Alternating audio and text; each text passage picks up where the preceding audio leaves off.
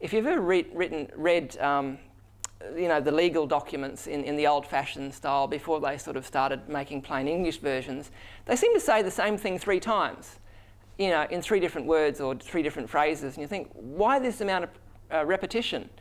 And apparently it was because when it was getting developed in England at that time, because there were so many different cultures in England, you know, they'd been invaded several times, people didn't have common language. So to make sure that everybody, or at least a lot of people, could understand what the meaning of the legal document was, you said it 3 different ways so that you hopefully at least one of those ways would make sense to somebody.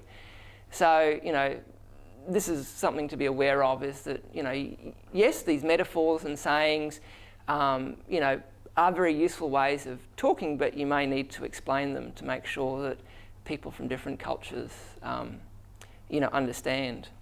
You know, if you have mature age students in your class coming back to study after being away for you know, 20, 30 years, they haven't been exposed to that academic language. So even things like saying you need to have a thesis statement, you're making assumptions that people actually know what you're talking about.